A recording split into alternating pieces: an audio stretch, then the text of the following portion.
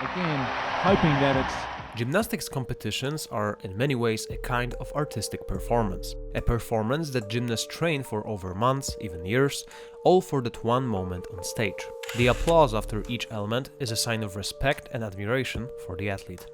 Some of these elements seem almost unreachable and leave a lasting impression because of how extraordinary they look. From explosive, dynamic moves like flares to calm, controlled, and incredibly demanding static holds. In this episode, I want to take you through 4 iconic static strength elements known as the crosses. Each one is unique, not only in how it looks, but also in how it's scored and how difficult it is to perform.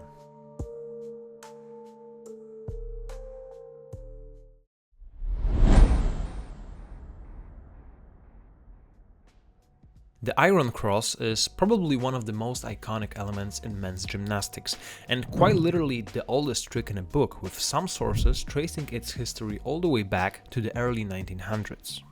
Back in those days, it's believed that the first attempts and the early development of the iron cross began taking shape. While one of the earliest known photos of the skill actually dates all the way back to 1920, showing a Belgian gymnast holding an iron cross, the move became more widely recognized and refined in the 1950s. That's when Albert Azarian, considered one of the true pioneers of this element, brought it into the spotlight. What stands out in those early images isn't just Azarian's clean technique and incredible control, but also the signature move he became famous for, rotating to the side while holding the cross. In fact, another element was later named after him, the Azarian, a slow controlled roll into the iron cross performed with a perfectly straight body. He was the first to demonstrate it, and it has since become a staple transition performed by elite gymnasts around the world. Aside from the classic Azarian entry, another transition worth highlighting is the Nakayama, a powerful move that takes you from a back lever straight into the iron cross without bending arms. Just like the Azarian, it remains one of the more iconic and respected entries in gymnastics.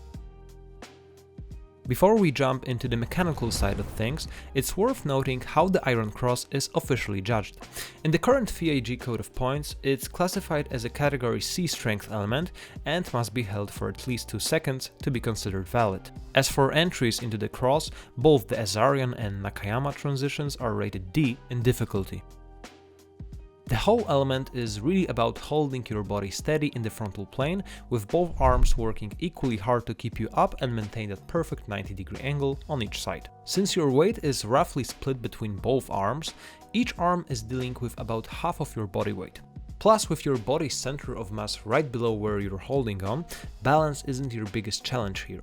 Now, an important question: do shorter arms automatically make iron cross easier? Shorter arms can make it feel a bit less demanding, but it's not just about arm length. Strength and muscle leverage play a huge role too. Very often you can see gymnasts using a false grip, which shortens the lever and makes the iron cross slightly easier to hold. Moving on to the elbows, in a proper cross, arms are fully extended, so you have to fight to keep them straight and avoid bending while maintaining stability. Finally, your shoulder blades naturally get pulled up, so your job is to actively press them down to keep everything locked in place.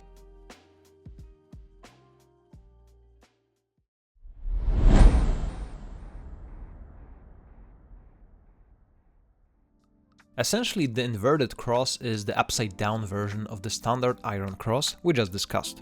One of the earliest known examples of this position can be seen in a historic photo of Leon Stuckel, who is often credited as the first to perform a version of this skill. Just 4 years later, at the 1936 Berlin Olympics, Czechoslovakian gymnast Alois Hudec showcased a beautiful transition into the inverted cross, the first time this element was performed at the major competition. Back then, the skill was rated D, and interestingly, that's still the current value in the FIG code of points. There are several ways to enter the inverted cross. Here I will focus on the most difficult and iconic ones. The Balandin transition. First performed by Russian gymnast Alexander Balandin at the 2007 World Cup in Shanghai. This is considered one of the most technically demanding strength elements in gymnastics. It is rated G in the code of points and remains a competitive highlight. For example, Liu Yang included it in his gold medal routine at the Tokyo 2020 Olympics. Another G-rated entry is the Carmona. It was first performed by Venezuelan gymnast Regulo Carmona at the 2011 World Championships in Tokyo. This move is still seen as one of the most difficult anterior pressing transitions ever done. And now for the final bonus move, one that isn't even listed in the FIAG code, the inverted butterfly. This skill has gained attention mostly through simulations and conceptual videos, as no confirmed successful performance exists yet. There was an attempt by Italian athlete Matteo Spinazzola on December 4, 2020, although it has been noted online that it couldn't be credited as an official skill due to technical flaws. I still consider it a very impressive attempt. So yes, to this day this transition hasn't been achieved in perfect form. What's surprising is that the negative version is listed in the FIAG code, and it's only rated B, which further opens the door for someone to one day officially perform the full inverted butterfly. Just like the standard iron cross, everything here happens in the frontal plane. The body is supported mainly through shoulder abduction combined with external rotation. Both arms have to work evenly to keep that clean 90-degree angle on each side, with each one holding up roughly half of your body weight. Your center of mass sits directly below the rings, but since you're in inverted position, balance becomes a bigger challenge. In a proper inverted cross, the elbows should be fully extended. One of the most common mistakes here is lack of depth. Your arms need to form a straight line perfectly parallel to the floor. Another typical issue is too much arching through the back. Mastering the inverted cross requires not only tremendous shoulder strength and core stability, but also precise technical control to maintain strict form.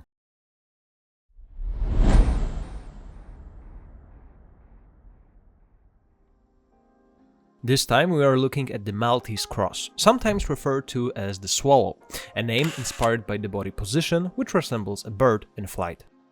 What sets the Maltese apart from the previous crosses is the body alignment. This time the entire body is held horizontally, parallel to the ground, and as I mentioned earlier, it visually resembles a swallow gliding through the air. First appearances of the Maltese are estimated to have taken place in the mid-1950s, and this photo here shows one of the earliest known performances. However, the first documented video footage dates back to the 1992 Barcelona Olympics, featuring Italian gymnast Ruggero Rosato, who was among the first to showcase this skill in a major competition. Of course, by today's standards, we might say his position could have been wider and deeper, but it's still impressive when you consider the level of control he demonstrated at the time. With each year, level of performance increased. One of the clearest examples is once again Liu Yang, who performed the Maltese Cross with perfect form in his gold medal routine at the Tokyo Olympics. Let's now talk about entry types, and as always I want to highlight some of the most interesting and difficult transitions into the Maltese. One iconic entry is the Van Gelder, rated E in difficulty. Named after the legendary Dutch gymnast Yuri van Gelder, often referred to as the Lord of the Rings, this transition became one of his signatures. It starts from a full planche, lowers into a back lever, and finishes with a dynamic press into a Maltese, a sequence still performed by top athletes today. Another legendary entry is the Zanetti, named after Arthur Zanetti, the Olympic champion from Brazil. In the FIAG code of points, it is described as from hanging scale railways, press to swallow.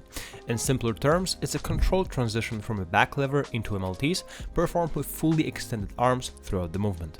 With a difficulty rating of F, it's considered one of the toughest strength elements and was a defining move in Zanetti's routines. In this element, the goal is to hold body steady in the sagittal plane. Both arms work symmetrically, performing horizontal shoulder flexion to sustain the straight line position of the body. In order to stay in this hold, we need to overcome gravity.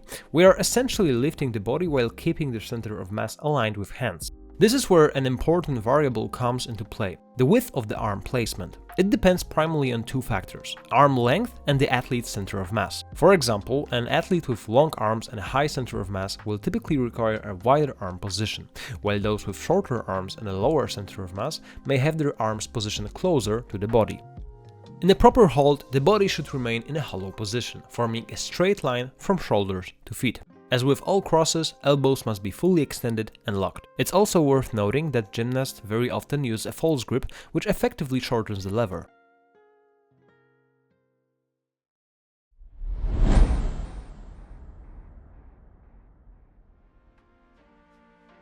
The Victorian Cross is the final and without a doubt the most difficult strength hold featured in this video. Personally, I have to say it's one of the most fascinating elements in the history of gymnastics.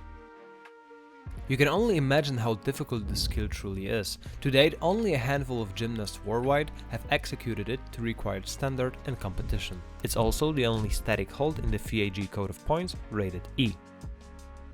It's an element incredibly rare to see in competitive gymnastics, but interestingly, the Victorian Cross has gained notable popularity in the world of calisthenics and street workout in recent years.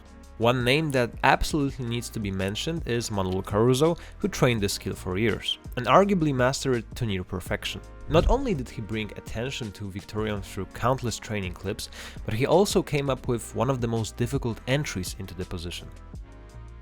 Since we are on the topic of entries, let's now look at the most iconic and demanding transitions into the Victorian Cross.